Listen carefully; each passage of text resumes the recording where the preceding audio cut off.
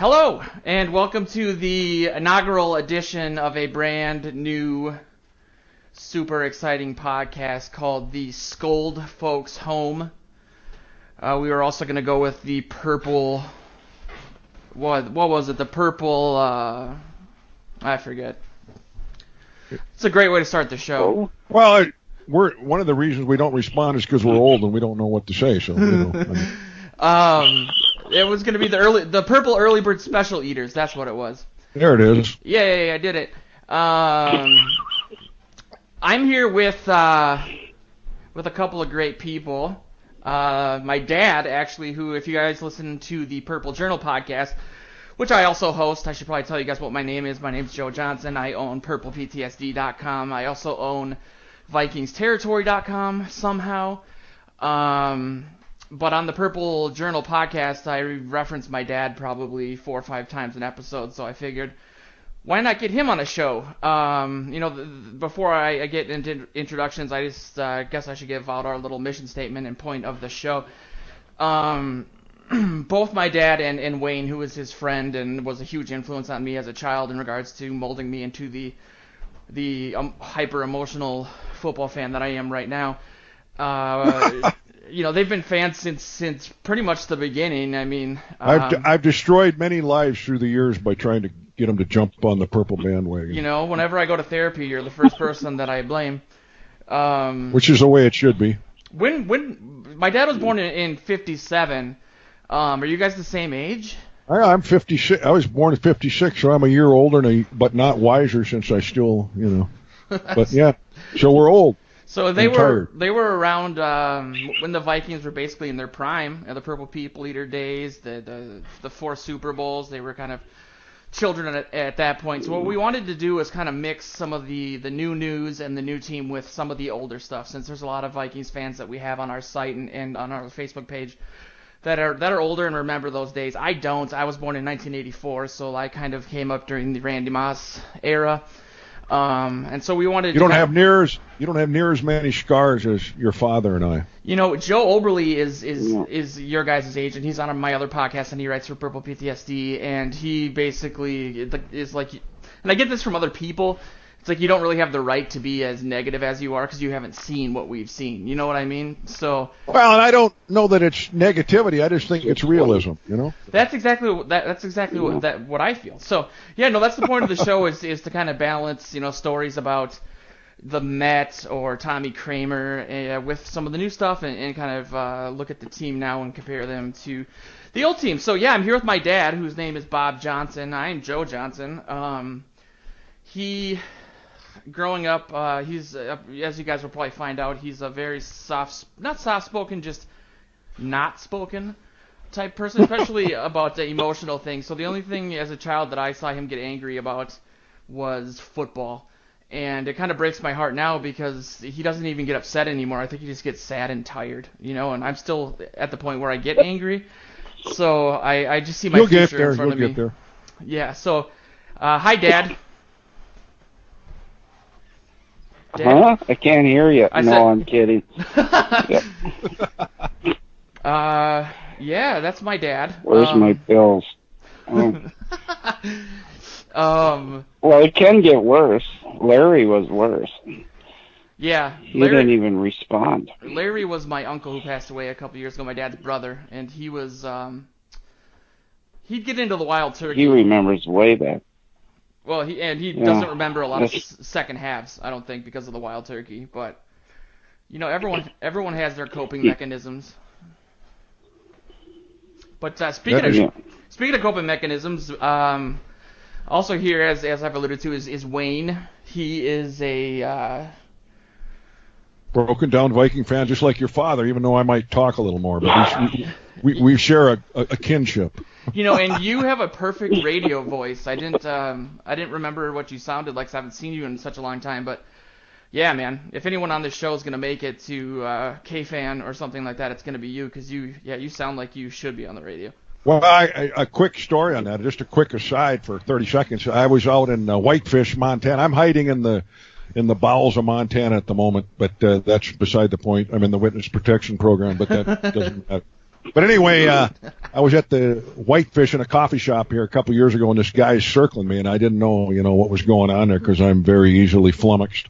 Anyway, and he said, "Do you want to make some quick money?" And I said, "Sure, why not?" And I didn't know what it was, but anyway, I'm a capitalist. So he said, "I've heard you talk." Anyway, so he took me into his sound studio, and I made $20 or something for saying, "This is the best computer I've ever seen." Anyway, I have no idea what that was for, but anyway, it was a cheap cup of coffee that day, and hopefully my stories get better. Thank you very much. Yeah, voiceover. You can make a lot of money doing voiceovers, man. We might have to use you for that. Me and Tom Bernard. Tom Bernard. Whitefish. They're doing that kind of stuff out there. Well, it's a modern way. I was deep in the bowels of Russia when Blair Walsh hooked the field goal at 3 a.m. I was watching the game, and I said, "You Vikings never cease to amaze me. How you can disappoint me no matter where I'm at in the world or what time." So that's why I'm bitter. So I wanted to ask you guys. I guess my role on this show is going to be the new person, that doesn't know a lot of the stuff about the older teams. So first, well, I do through, if my dad falls asleep, I hear him, screaming in his nightmares about Gary Quazzo and dentistry. What a leader. So Wayne, first, do you know what your first Vikings memory was like? Yeah, I remember it. Yeah, I was out. I was like, it was when, this is going way back. What's the guy, the quarter, Ron Vanderkellen of all people. That's how old I am. Oh. And I remember it was on a cold November day, and I was out in the corral with my dad, Dad didn't care at all about sports. But I had a little transistor radio with me, and my mom was a Twins fan growing up. I grew up in Montana, but in northeast Montana. But anyway, my mom was a Twins fan, kind of, so I kind of knew about Minnesota a little bit just through listening to Halsey Hall on the radio. But anyway, so this Saturday afternoon it was like 10 below and a stiff breeze, and I'm out helping Father, whatever I was doing at the corral, and I had this new thing on. It was something about Vikings and this football. I didn't even know what football was, but I kind of thought that sounded kind of good, and it's been downhill ever since. So that's it. There you go. And Dad, I think you've told me that one of your first memories of the team is Frank Tarkenton. No, driving in the car, and they turned on the radio, and same thing. We just lost the Super Bowl. Oh wow! Kansas City, and it just got all gray, and we were supposed to win by this walk on them. Yeah, so I started, and they lost. Yeah. So I must have started like a couple years before you then. But yeah, it's been turmoil and tragedy. My good buddy in grade school, he was a big Kansas City fan, and I, Monday after the Super Bowl with Kansas City, I walk in and he crucified me, and I've been quivering ever since. It's been, so yeah, that was the worst one. These young whippersnappers talking about all the pain and that, just buckle in, Yeah, the way it's going to be. Yeah, because I didn't want to go to another Super Bowl. That was going to be my question. Did you guys feel like, even though you lost that many in a row, that like it was you guys were just going to go to another one because the team was that good? Or was it like, what was the reaction when they kept losing? I mean, I guess I don't know, go ahead. I was just going to say, I guess my question is if that's your first experience to the team, were you guys kind of optimistic about the future, or did you just basically like resign yourself to saying, well, this is my team and there's nothing else I can do about it? Well, I guess we're on that program. I mean, or I got realistic quite early. The next Super Bowl, was it Miami or Pittsburgh? I think Miami was next, wasn't it? And they got smoked. Miami, yeah. I remember Paul Krause hanging on the back of Larry Zonka, and he's running for 8 yards every time. And then the next one against Pittsburgh. Actually, they played, better against Pittsburgh, even though they were totally dominated, but the score was, I think it was 2-0 at halftime or something. Anyway. And then they were laughing. Yep. And then the Oakland one was where they totally got destroyed. The whole left side of it was Page and Marshall, who weighed 180 pounds each, and they were being blocked by Art Shell and Gene Upshaw, who weighed 450 pounds in steroid-filled rage. and the Vikings, and then Paul Krause and Bobby Bryant. Bobby Bryant weighed 110 pounds, so he was getting destroyed on that left side, and they just run around the left side. And then I'm still, I need a pill right now. Thank you. Mark Van Egan weighed more than our defensive lineman. He was the running back. He'd come around, and he had no chance. No, and remember McClanahan? The Vikings went down to the 1 yard line. He goes right into the line, fumbles the ball at the 1 yard line. And then about 2 plays later, they had a 99-yard drive, and that was the end of that. So, what happened? Yeah, instead of giving it to Foreman. Yep. But Mark, keep going, Deb. The Raiders running back weighed more than our defensive exactly. line. Because Page was running marathon. I don't know if he was. Yeah, I don't know if Page was running marathons yet or not, but it was total. And then, Hilgenberg was on that side, too. So it was Hilgenberg, Marshall, Page were on the right side of the Vikings defensive line, as I remember. And then Bobby Bryant, Paul Krause. And, Krause rode on the back of who was the running back for Oakland that day? I can't even remember. Mark Van Egan. There you go. Yep, and Krause. Yep, and Krause rode on him for many times. And then, of course, there's so much heartbreak. A lot of my buddies throughout the U.S., we talk and we commiserate, and it's all the same. We remember these heartbreaking, broken, whatever the word is, things.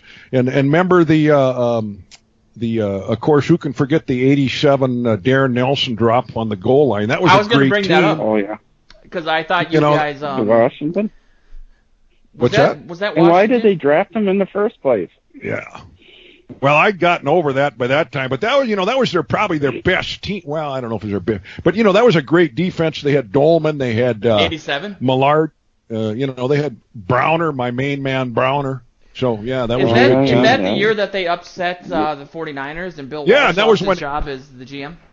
Yeah, and Anthony Carter went nuts. One of the best games I've ever seen in my life of Anthony Carter, and I was all delirious and foaming at the mouth, and of course it went down the drain, but. Was that when Washington? That was, but they had Doug Williams, I think, as their quarterback, and they won the Super Bowl that year. Yeah, and they went and destroyed Denver like 412-0 or something. I don't remember. It was like 55-12 or something. I remember I was in Denver then. I ended up in Denver that day of the Stupid Bowl, and another couple of my Viking buddies were watching that, and we were weeping in Denver, saying that could be the Vikings destroying the Broncos. Of course, it might not have happened that way, but. Was that the year that the Super Bowl was at the Dome? Or was that in the 90s? So I thought that was in the 90s. I thought that Washington won at the Dome.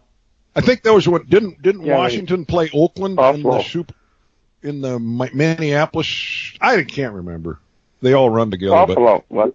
Was it Buffalo? Oh, it was Buffalo. That was during their little 4-year disaster streak. Yeah.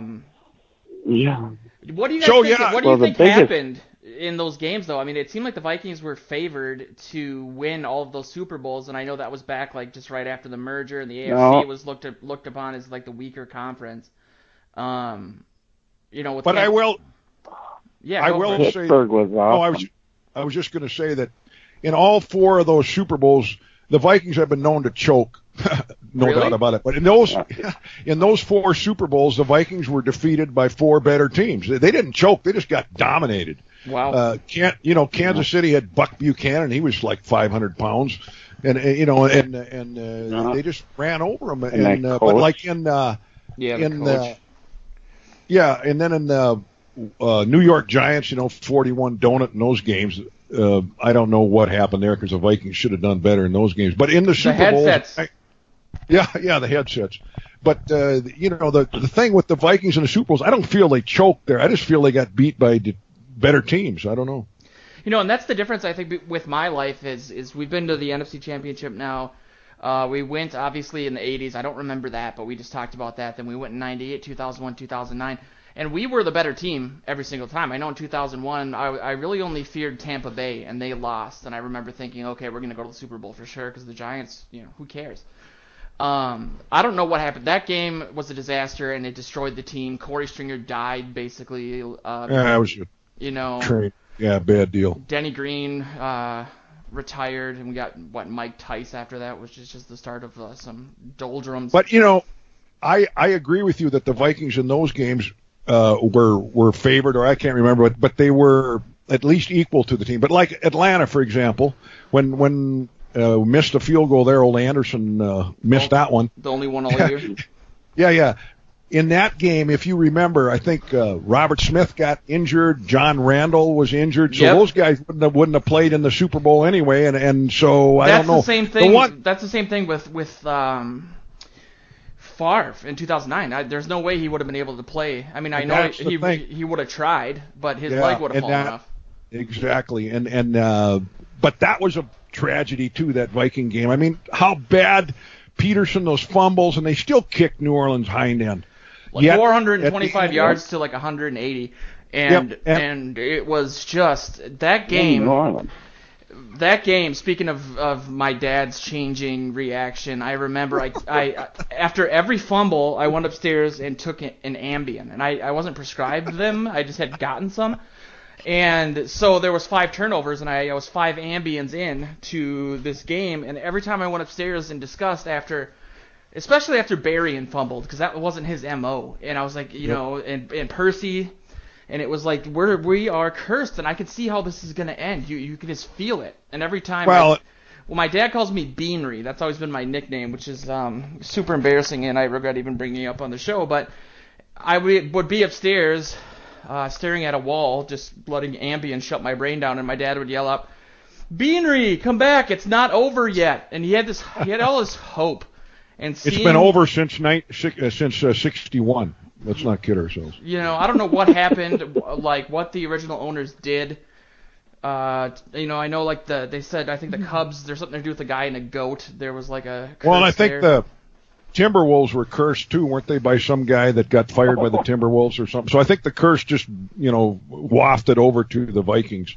But that, the people blame Favre for I don't either. Favre was the one that got him that far. It was Peterson. It was 12 men in the huddle. There was about 15 things they did horrible that day. That was, I mean, the Peterson fumble before halftime. That would have basically changed all the, given us more momentum because Reggie Bush fumbled. But the biggest thing, and this is probably going to be a topic every week, is that you call a timeout and then you put 12 men on the field.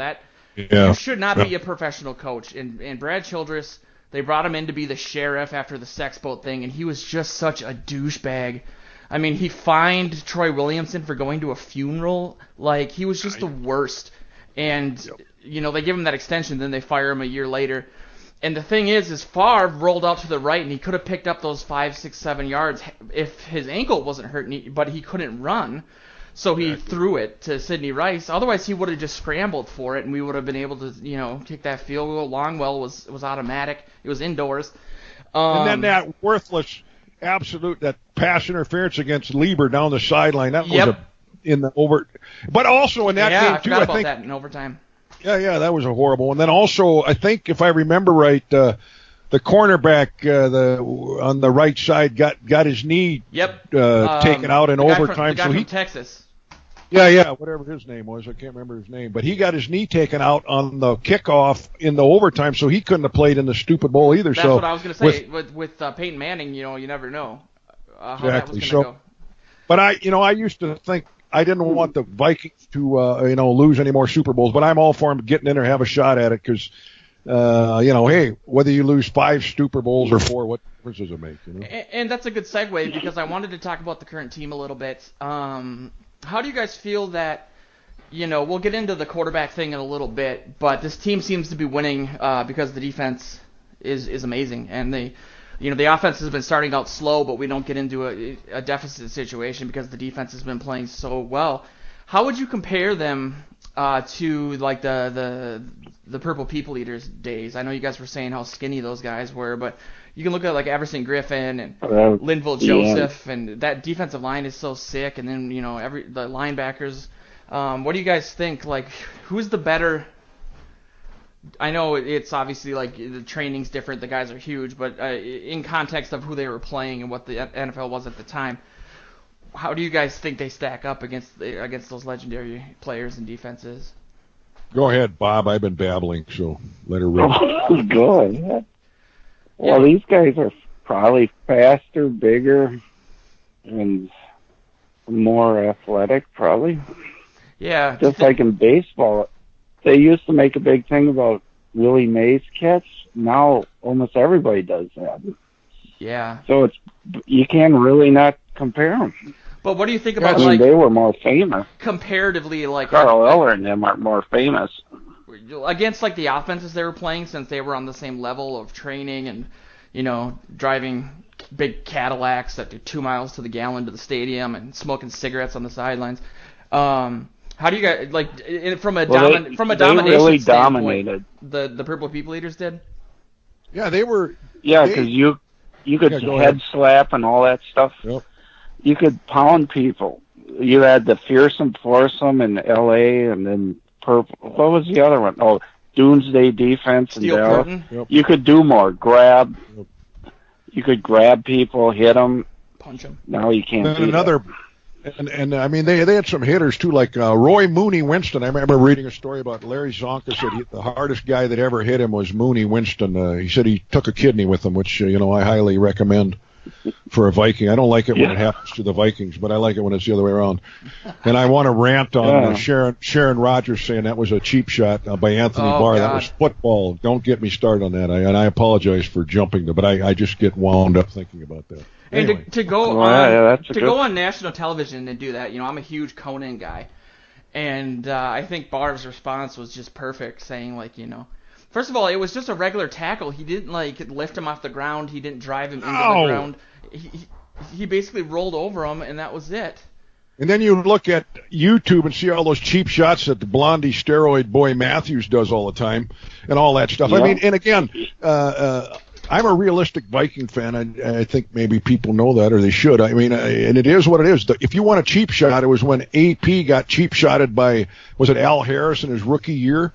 That they went right for his knees and stuff like that. And again, it's football. I mean, I didn't even really complain about that. It's football. But come on, Rodgers. And Rodgers, I will say, he's the best quarterback in the league. I'm not saying that. He's the, if I had one game to win, it would be Rodgers, because he can beat you with his feet, his arm, everything. As far as I'm concerned, Brady's not even in it for scaring a guy as a quarterback. I don't know if Rodgers has the career of being clutch like Brady does. I think that his ability to roll out is the X factor that might for a 16-game season. But if you have a one game and you really want to win, you got to go after Brady, because the Packers, a couple of years ago, they were 15-1 and they lost their first playoff game. Well, that's true, and again, it's a pretty good choice, either one. But those running quarterbacks have killed the Vikings all my life, from Elway and all them. And I just hate Russell Wilson and those guys. Yeah, those guys, Russell Wilson can stink the whole game. And then when they need one drive at the end of the game, with 2 minutes to go or even 30 seconds, he'll roll out and almost get tackled 50 times and then throw a 900-yard bomb, and down go the Vikings again. I'm as you can see, I'm traumatized. Do you remember that Michael Vick run in overtime where our two linebackers ran into each other? That was Or the Bob, you remember this one? Joe, you probably don't, but remember when Steve Young ran? I don't know, was it 60 yards against the? Oh yeah. Yeah. So, it's a tragedy on all levels. Well, speaking of mobile quarterbacks, that's he part held of the ball up in the air. Steve Young? Go ahead. Oh. You're saying Steve Young used to hold the ball up in the air? Well, I just remember that long run. It seemed like he was running with the ball up like he's going to throw it way past the line of scrimmage. Is this phone working? Yeah, you're fine. No. Yeah, he was kind of the first guy to really be that mobile quarterback. I think he amazed the league. And it's funny that Mormon, the whitest guy possible, is the guy known for kind of converting the league to running. But that seems to be the big argument right now in regards to the Vikings quarterback situation. I understand that the team has been winning, and I think some of the fans and readers, not to kind of take a shot at them since they're the ones that support everything that we do, I think they overvalue the fact that we're winning, and they're not really looking at how the team is winning. You are correct, sir. Yeah, I get a lot of messages. I got one on the site this morning that said, what else do you want? The Vikings are 6-2. They're the number 2 team in the NFC.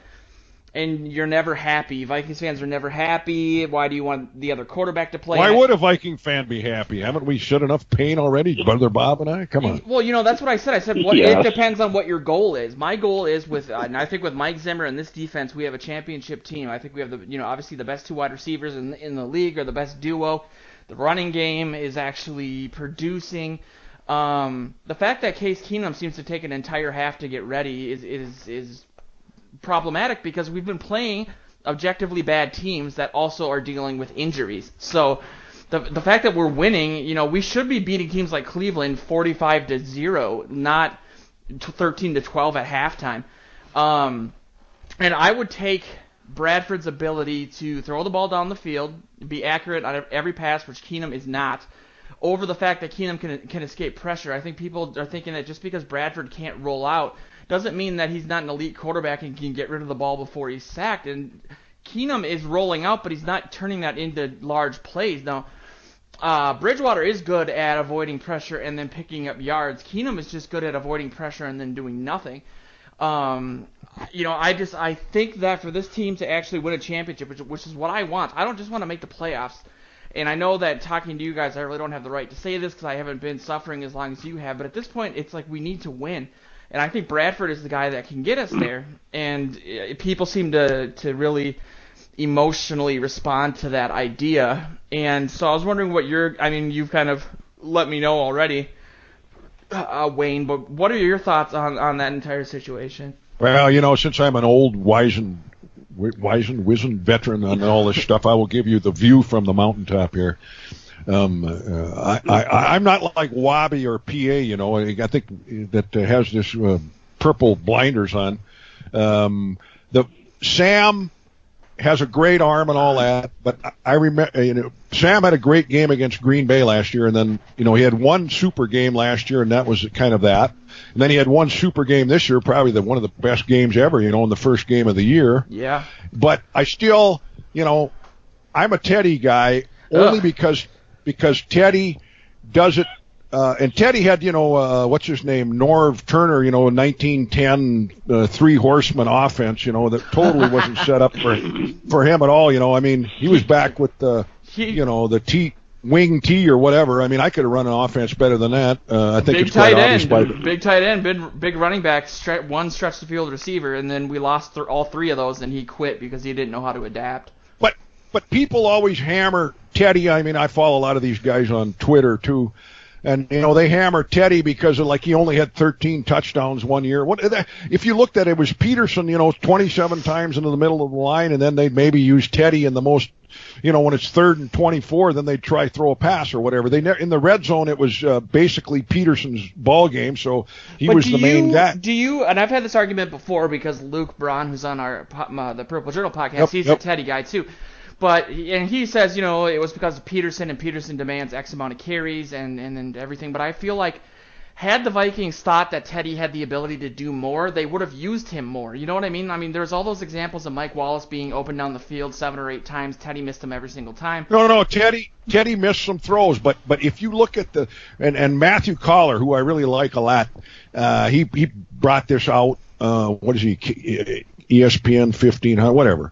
He's a reef guy. They break everything down. Yeah. But Teddy was best in the fourth quarter, and he was best on 3rd down. He was best under pressure, and in this fantasy football era we live in, all people care about is touchdowns, and that's why I don't play fantasy football, because I'm a football purist, and there's much more to the game than just scoring. So, but anyway. But do you feel that, he has obviously there's all the variables with how healthy he's going to be and whatnot, and if he's still going to be able to avoid pressure with that leg, and I will give him the fact that he is clutch. He's got a lot of poise, and that's a huge positive for him, but I just feel like, and we had Tommy Kramer on the show, and my dad was there too, and he was about 6 or 7 7-7s. At that point, so I doubt he remembers even being there. But he was Tommy hasn't changed. Oh no, he went up to a table of 21 year old women and was showing him his NCAA Hall of Fame ring and was just sneezing on him. And I'm like, man, that guy is my hero. But he was saying something that I had noticed too, because I just got back from training camp, and it looked like they were working on Teddy's form and the way that he delivers the ball. And he's not like a Vince Young where he completely sidearms it, but there's a little bit of that to how he throws the ball. And I think that's why he doesn't get enough. He was overthrowing a guy like Mike Wallace, who's one of the fastest receivers in the league, and that's because he can only throw line drives down the field. And we need somebody that does have a weird. He does have a weird throwing thing, but I mean, the results kind of work. And again, I was a little bit when Teddy first came out. I thought, he looks funky when he throws, but he's pretty effective. And Teddy, again, of course, it's preseason. I put not too much in preseason, but Teddy's last game, remember, he was throwing deep with pretty good. And then, of course, his leg falls off the next day, which is vintage Viking stuff. What's funny is I wrote an article because the reason that Purple PTSD exists in the first place is because I got run out of Reddit's Viking section because I just wasn't. I wasn't ripping on Teddy. I just was saying what I'm saying now, which is I think he's good in some areas, but he needs to improve in others, and I understand that he's young, so that can happen. But I was basically, because I wasn't saying he was an elite quarterback, people labeled me as anti-Teddy, and they just completely ran me out of town.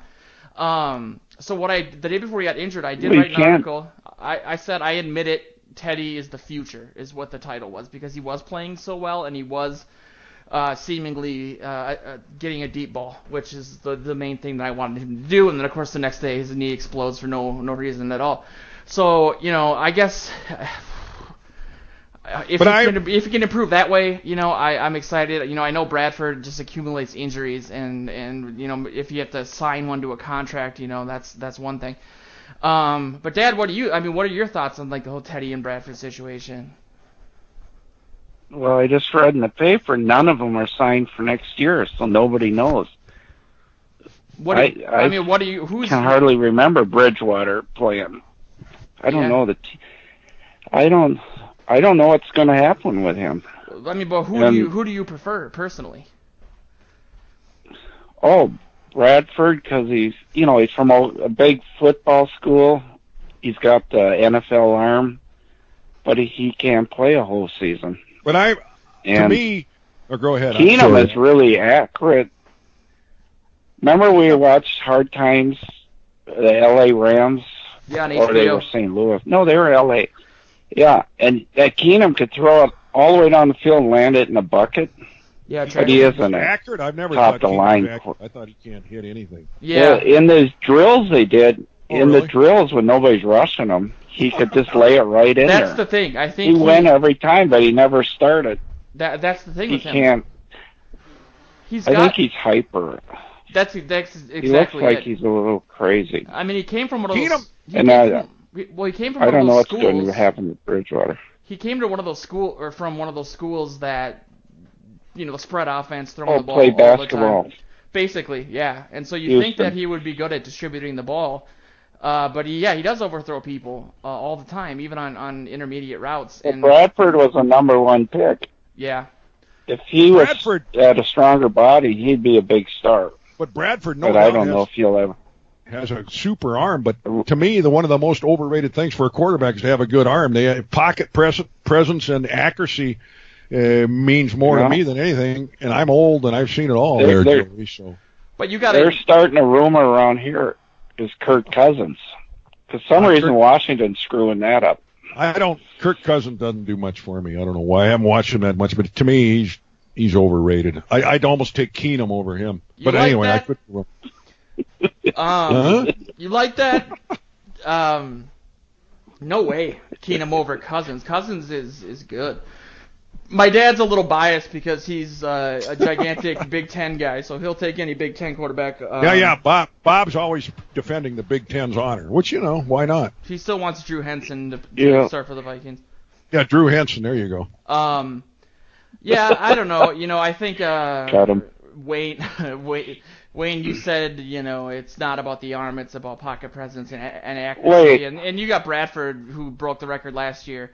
Granted, there was a lot of, throws behind the line of scrimmage and whatnot. But that completion percentage thing was the most overrated completion. That stat didn't matter at all. I've never seen a guy check down like, he was what was that old running back said, if you need 2 yards, I'll get you 2, and if you need 3, I'll get you 2. Leroy Horde. That was what Bradford did. I mean, and again, our main guy, the guy on ESPN, he was breaking down film last year, and he was looking at it. He said, there many times there was guys open down the field, and Bradford would check down. But you got to admit that's because we had Jacksonville Jaguar frickin' practice squad guys starting on our offensive line. I mean, he had to get rid of the ball. That was another thing that made me mad. They didn't start the guy that was from the Hill guy. He was on the practice squad the whole year, and T.J. Clemens, yeah, and they never even tried anybody different than Clemens. I could block better than Clemens. Give me some steroids, I'm in there in a week, Well, to wrap this up and defend Bradford, he did have like a top 3 percentage down the field last year. Also, I mean, he was. And he's a good quarterback. I mean, I like him too, but I just prefer Teddy if Teddy's leg is off. Anyway, I'm all for anybody that can succeed. I guess that's where it is. I say ride Bradford for the rest of the year, and he'll, whether or not it's arthritis, which I do want to say, and I'm going to write an article about this. It's not arthritis. People are making that assumption because the last thing we heard about him was wear and tear. Arthritis comes from a lack of cartilage, and an MRI can detect how much cartilage is left in that guy's knee, and they have also been in his knee twice, and they didn't take out cartilage. So the idea that he's done forever, if it was arthritis, they would have scoped him, and he'd be on the IR, but they haven't, because, it's not because they don't have any information, they're just not sharing that information. So I truly believe that Bradford has a chance to come back, and if we do get him 3-4 weeks before the playoffs start, it's going to change the dynamic of the NFC and the NFL as a whole. I mean, look at all the injuries that are happening. All these teams, their seasons are basically over. If we can just survive that, I really think this team has a great chance to win by default just because all these other teams are completely falling apart because of these injuries. So that's my dream. That's my goal. I don't think it's arthritis because I think we would know. I know that his contract is part of it, and maybe he's angry that he didn't get an extension. But you look at having Thielen and Diggs and having a quarterback who has a decent offensive line and who can get the ball down the field, 2 of those guys who are elite pass catchers down the field. It just gets me all frothy. Since I'm an old, cynical Viking, realistic Viking fan, let me say, I'm still nervous about the defense because they haven't beaten any good quarterbacks yet. Well, I mean, Breeze was in the first week, but this next few games will show a lot about how good they are. I mean, they look good, but again, to me, the most physical defense I've seen this year is Philadelphia.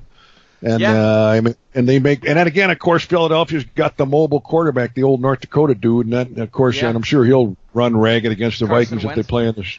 I do feel like, too, in regards to the offense starting out slow, and I've written this also, that it would be extremely helpful for the defense, for this Vikings offense to put some points up early in the game. So Everson Griffin and Daniel Hunter can pin their ears back and just go after the quarterback. You know what I mean? Like, give the defense a cushion so they can really go for it. And we haven't been doing that. And another quick trauma thing I could bring up here. Sharif Floyd. I love Sharif Floyd. And then, of course, Vintage Viking. Nick is. Any updates on that? No. Anybody heard it? That's too bad. The last thing I heard was he was walking around fine, but they're just waiting for those nerves to grow back if they ever will, but they don't think they will. And yeah, Vintage Vikings. How does that? It was a basic freaking scoping. Like, how do you go into a guy who's worth millions of dollars' leg and cut his nerve when you're not even supposed to be near the nerve? Was that Andrews that did that? The old dude that does all that? No, it was Tria, that dump out on 494. Oh. No wonder. Why would he go there? I don't know, low rent. Who knows? It wasn't Dr. James Andrews. It was probably some, I don't know. Bummer, yeah, he was good. So what do you guys think, from your point of view, is the best Vikings team ever? I'll go first. In my lifetime, it's kind of a toss-up between the 98 team, obviously, who had the best offense ever at that point, and I would argue the best offense ever regardless. The rules have changed since then to make it a lot easier for offenses, and especially pass offenses, just because what's-his-face from the Colts was sick of losing to the Patriots, so he had the rules changed, and then he bought a bunch of Oxycontin and crashed his car as a celebration. So 2009 had a better defense. So you have to compare like the Williams wall. The Vikings in 98, their offense was kind of brutal. You got to look at Brett Favre. The offense in '98 was good, but the defense was not good. That's what I'm saying. You said offense was bad. Oh, I meant the defense. So Yeah. you got to look at that with the 2009 team, and they had the better defense. They had Favre. I mean, they had AP. They had Percy Harvin. It's between those two teams. I'm just such a stickler for Randy Moss, though, that it's hard for me to go against the Randy Moss team. I'll kind of bitch out and say the funnest team to watch was the '98 team. It was like a video game. Yeah. Every pass. It was the Monday Night Football game with Randy Moss getting those touchdowns. That was when I understood where my dad's passion for the game came from. So that's why I'm here. Outside of the fact that you guys used to make me block in the front yard over by Victor Memorial Drive and called me Jesse Sapolo, I'm going to have to say if they played each other somehow, I think the '98 team would have won just because Moss was such a freak. I mean, his early years. Moss is the most talented wide receiver in the history of the league. End of story. He might not be the most productive, but as far as physical talent, nobody can touch him, and anybody's an idiot that says he's not the freak. He is. Thank you. And that's a topic that we're going to go into very in depth in the next couple of weeks because when it comes to Moss and Rice, it's hard to compare the two because Rice played for so long. But if a team wanted to pick between the two, it would have been Moss. It's not even close. Not even close. He's just, amazing. So dangerous. We traded him, and in 7 seasons, he had 93 touchdowns and 9,300 yards. Rice didn't touch that. And, not to go into it too in-depth, look at the quarterbacks Moss had versus the fact that Rice came into the league with Montana. Absolutely. And then it's Steve Young. And then Moss finally gets a good quarterback that wasn't, Randall Cunningham was installing frickin' kitchen sinks the season before Moss showed up. And I think you're wrong on that. I think it was flooring. Okay. See, that's why you're here. We're really good with our carpentry knowledge. You get Moss, who was not necessarily in his prime by the time he gets to New England, and he breaks that record. And I have a great story about that really sums up some of the Vikings fans that I have to deal with. So I was such a Moss fan that the only training camp me and my dad skipped was the 2005 after they traded Moss. And I bought NFL Sunday tickets so I could watch Moss in Oakland, and then I followed him to New England. I had Moss and Brady on my fantasy team that year, and I went undefeated and then lost in the first round of the playoffs. It was almost similar to what happened with their season. But, excuse me, so I bought a T-shirt after the season that had a picture of Moss holding the football in a New England jersey, and it said Randy Moss, single season record, most touchdowns ever, 23. And I was kind of wearing it as a middle finger to a lot of people because if I ever wore my Moss jersey, you get the hicks that would be like, Moss, bleh. And so I get in the elevator at work, and I was on the top floor, so I was going down. It stopped on like the 8th or 9th floor. A guy gets in, sees my shirt, and goes, Moss, man, he sure has sucked since he went to Oakland. And I literally said, I am wearing a shirt that says he broke the single season record. How can you tell me that he sucks? What is wrong with you? So I expected a better reaction from you guys from that, but well, we're old. We don't respond quickly. The fact that turn your hearing aids up. The fact that people ran Moss out of town, it really, really made me dislike that contingent of fans. Of the Vikings too, again, of the torment that adds to this whole lore is that the Vikings are the best receiver physically in the history of football, and AP is up there with pure running. I mean, he's right up there with the best of them. Unfortunately, the Packers have had 2 of the best quarterbacks, and that's the only difference. And if you're going to pick the best, you got to. I mean, I'd rather have the best quarterback than the best running back or the receiver. And that's the difference in the that's what makes these Packer fans so smug and everything. I mean, they've had the luck of having 2 good quarterbacks, and good for them. But that's been my whole life, basically. I mean, exactly. As long as I've been cognizant of football, they've had Hall of Fame guys. Yeah, they've had great quarterbacks. And getting back to I would agree with you that the 2009 team, I would take that over the 98 or whatever that one we were talking about.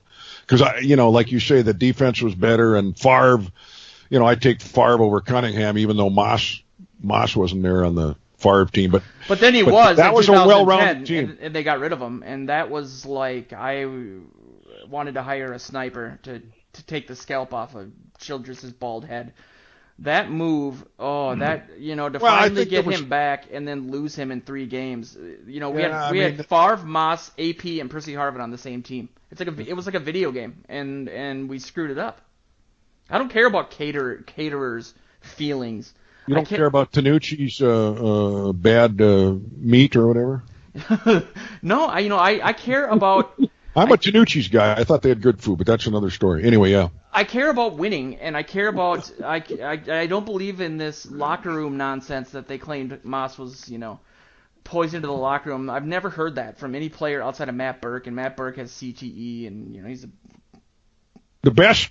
I mean, there's so many Randy Moss highlights, but the best catch I ever saw was in Dallas. I think it was on Thanksgiving Day when Moss was a rookie, and then that guy or whoever the quarterback was overthrew him by like 50 yards. And I never seen a guy run so fast in my whole life. And he ran out and caught the ball. And there's so many high. Yeah, and at the end of the end zone. And it was he just unbelievable. And there's so many, and then another one against New Orleans. I think it was in that one playoff game early in the 90s when 4 guys had the angle on him. And he caught like a 5-yard pass. Yep. Just outran everybody. He was unbelievable. Well, I was going to say he did that in Dallas, too. It was just a quick out, and the guys had the angle, and he somehow beat both of them. I mean, he ran 4.3, they said, or even less than that. It was ridiculous. It was sub 4.2. Yeah. I mean, he was ridiculous. They said in a good way. The only 3 players that have ever gone under a 4.2 are Moss, Bo Jackson, and what's his face? Me. The corner, Deion Sanders. So yeah, I mean, Dad, do you have an opinion on who you think the best team ever was? I mean, going back to the 70s when they were, Fran Tarkenton. Well, they say the 75 team was the best when they got pushed off another thing, and I remember where I was when that Nate Wright got ripped off too. But anyway, yeah, I was there. Yeah. But anyway, it's tough to compare eras. Go ahead, Bob. Well, the old defense was a shutdown back when Eller and that's all it was. We'd win 6-3, and it was great, but it was boring for today. But it was total shutdown. They couldn't do anything. I mean, we had Gary Quazzo as a quarterback. I remember you've always been bitter about Gary Quazzo. I'm literally going to try to get. Do you remember him?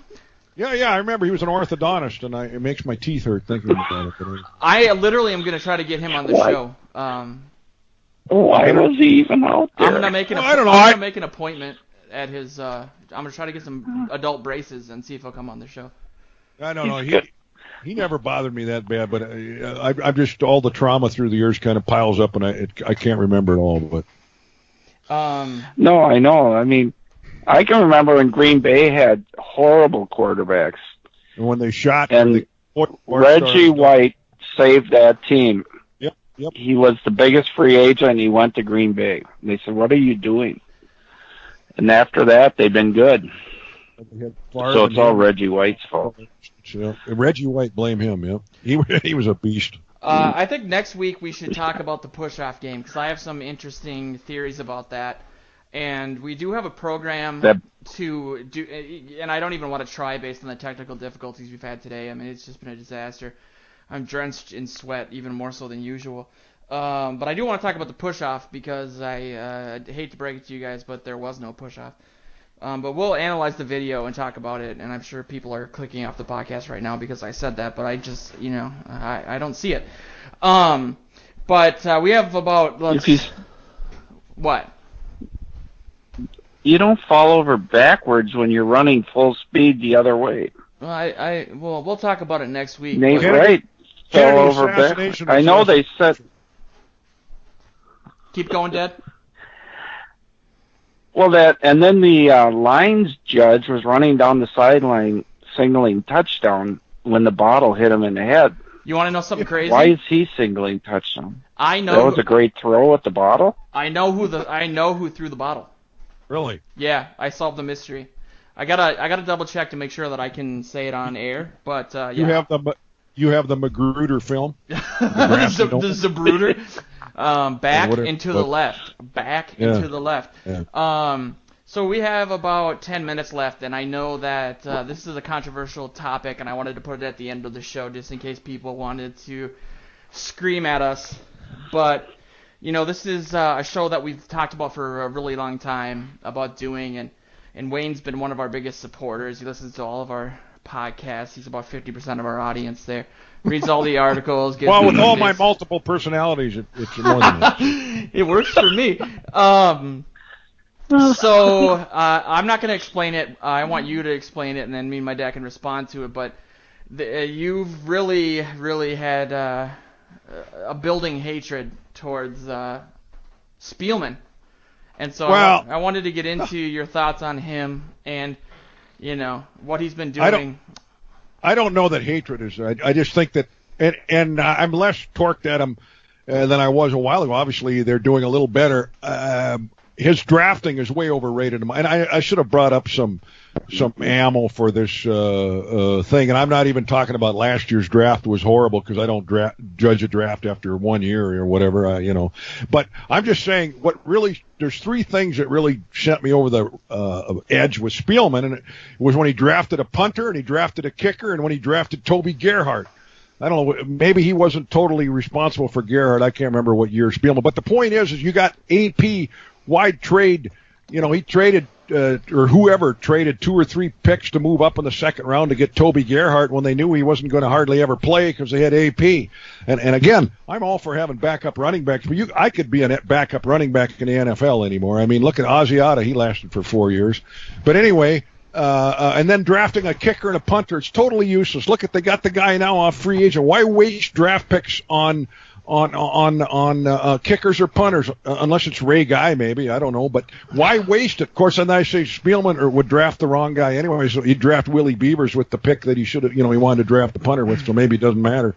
I give credit where credit is due. He revamped the offensive line, and one last point. All the gurus, and I listen to a lot of Minneapolis radio, and they all say, well, the Vikings got to go on the offensive line and draft high. No, you never draft fat guys high. You can get fat guys late in the draft. Look at Green Bay. They got their right tackle, whatever, from Iowa, or that big dude. He's a first-round pick. The rest of them are fifth round or free agents. Yeah, Balaga. The rest of them you can get, but draft good guys. That's the thing. Draft good guys. You don't need to draft, and so that's my thing. My thing. You ignored him. Here, exactly. Last year, a lot of people, and I've had this argument on Purple Journal podcast, plug, where they said, it's nobody's fault that the offensive line fell apart. It's just bad luck. It's the NFL. And my thing was, that's not necessarily true, because you have to look at the offensive lineman that we had on the team. The fact that after Khalil, who did burn us big time, who was, the lock, the safe pick at number 4 in 2012. After that, we didn't draft a lineman before the 4th round, and we only drafted 2 in the 4th round. The rest were 5th, 6th, and 7th rounders. Most of them didn't end up making the team. So the fact that we had bad offensive line, we had no depth, and then that the injuries came because we were adding guys from free agency that were old and were injury prone. I mean, Jake Long, he's the Sam Bradford of the offensive line. I mean, he played with Bradford. He was the number 1 overall pick. Amazing talent, and he just got hurt all the time. And I was a big Jake Long guy. I mean, he was the quickest guy off the ball. He was looking amazing, only like in his 2nd or 3rd game back, and of course his Achilles snapped. But you got to look at, the fact that they haven't drafted anybody and they're picking up injury-prone guys. Of course there's going to be injuries. That just makes sense. So it was somebody's fault. Going back to some of the picks like Gerhardt, I don't remember whether or not that was part of the triangle of authority that they used to have with Childress. I'm blaming Spielman. And I wonder with a lot of these picks lately how much Zimmer is part of it. Because there's so many defensive picks. I think two other some points. Credit. And again, I'm a little but we'll see. And again, people are. I got my other Viking buddies and they're Spielman apologists. I say let's wait and see how the year ends before we get too wound up. Last year at 5-0, there were some pretty cocky people too. But anyway, now I'm losing my mind because I'm old. I can't remember. I had a great point, but. Well, you got to look at when you assess Spielman, the fact that he has picked 2 quarterbacks Ponder was horrible.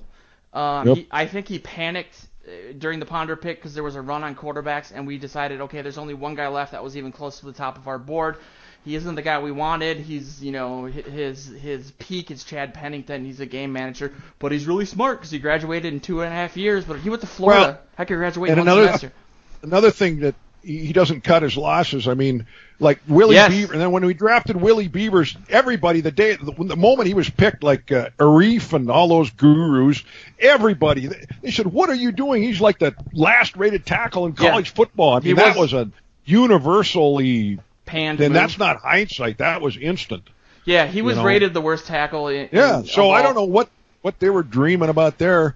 And another thing that a lot of these guys say, well, Spielman's good. Look at all the draft picks that make the team. Well, Spielman doesn't want to cut him because he want to look good. Then if they, like Jamarcus Sanford, what did he make the team 50 years in a row?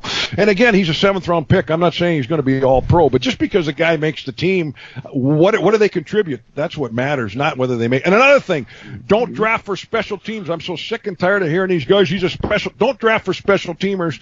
Draft for guys that can play. I don't care about special teams. If you're a football player, that should be a given, and I'm getting wound up again. So. I can tell. You might have to take a beta blocker.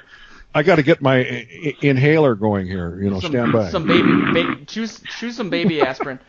My dad. I know what you're gonna say, Dad, in regards to Wayne said you don't need to draft offensive linemen in the first couple of rounds. But one of my dad's biggest points, not to speak for him, but he is basically just using sign language at this point, is they should go after some of these Big Ten guys. I heard that.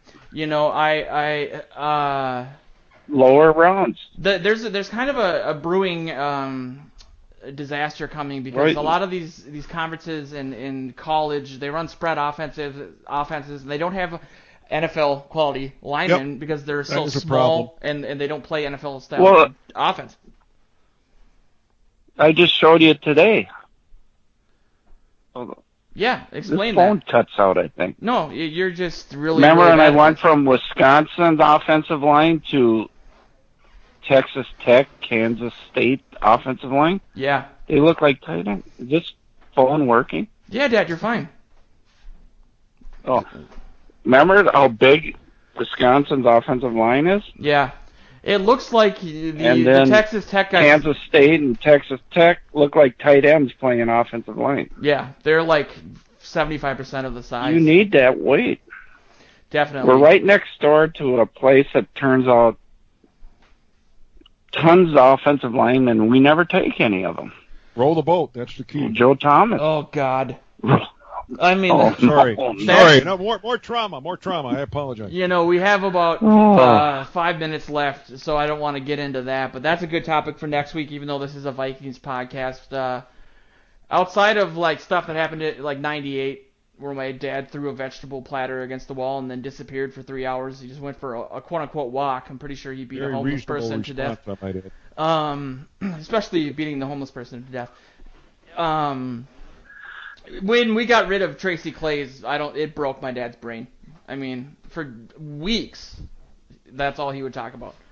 And they went out and beat in a Holiday Bowl with half the team suspended, and they won. Then they spend millions of dollars to do nothing and get this boat rolling guy. This is why Minnesota never wins. We were watching the Big Ten Network, Wayne, the other day, me and my dad, since I don't have any friends or a social life. And it was they were talking about the top 5 trophy games in the Big Ten, and the Gophers had 3 of them. And I went to the U of M, and my sister played for the Gophers women's hockey team. She was a goalie, and the favorite child, obviously. And so I got to go into the building where the athletes work out and study and stuff because she was helping me with chemistry, I think. And there were so many trophies, and obviously back in the leather helmet days, the Gophers were a Bernie force. Bierman, man. And it's just sad. Look at Wisconsin. There's no reason why we can't be as good as Wisconsin, but it's because they they have the wrong people running things, and these boosters or whoever picked the athletic director. It's just you got to stick. especially in college football, changing a coach, that's like a 5-year restart. It's not quick. But there's enough trauma in the Twin Cities sports scene, which we know has been talked about ad nauseum, and unfortunately, I'm a fan of them all. That I don't want to really go down that road of the row the boat. I can't only stand purple trauma, at one time. That's all I can take. Yeah, it's why we have guys like Jordan Reed who write for the site, especially during draft season. And I'm a big fan of his, by the way. I think he's great. He's amazing, and he's going to be on the podcast, the Purple Journal podcast, next week actually, because he's part of Purple PTSD now, which is really cool. But he and other people like my dad, why don't you watch college football? And it's I can't. That's exactly why. Well, you explained it perfectly, Wayne. It's like how much more sadness do I want to pile onto this eventual suicide? Yeah, the human mind can only take so much. And by the way, Spielman hasn't won a playoff game. Let me just put that in there. Yeah. Well, what about 2009? What's that? What about 2009? Well, was Spielman was he totally in charge then? I don't remember. Well, I think it was like 2007 was the first draft that he was in charge of. I will give him one then. But I don't. He didn't win the playoff game. Favre did. I mean, it was Favre was the whole program. So I'm maybe judging Ricky, but I guess the bottom line is he did win that, or he was the. So I'll give him credit for that, I guess. But come on, Rick. No, I'm cheering for your success, Spielman. But come on, we gotta get rolling here because Bob and I can only take so much pain. Let's go.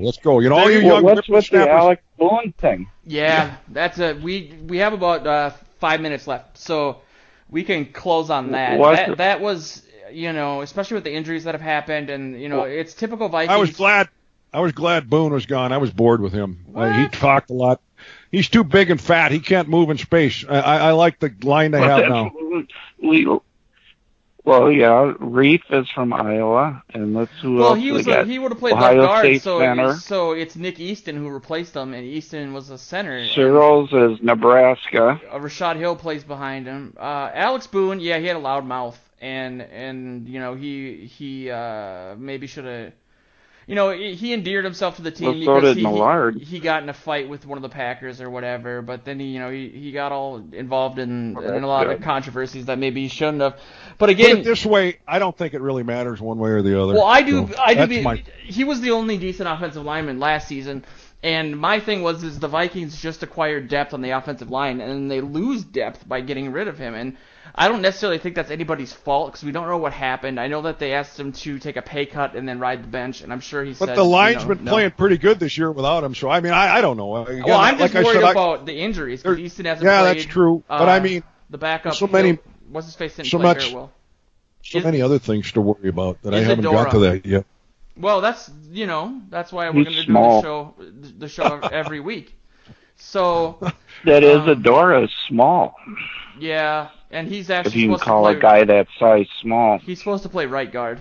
But there's some hope on the offensive line now, which who knows? Yeah. But, one thing I will say, they need to draft more. If there's any other Viking, it's a good thing in the internet that we can all get together now from all walks of life and everywhere in the world to share our misery because I follow a lot of these guys on the Viking, Arif and all those guys, and then, of course, Collar and those guys. So it's good that we can all follow this misery. You know what's amazing is Arif writes for Purple PTSD periodically as well. Well, he's too technical for me sometimes, but he knows what he's talking about. Yeah. There is that movement, and we can get into this later too with the analytics, where I think that maybe they overcompensate a little bit, and they think that just because they're numbers, they're objective.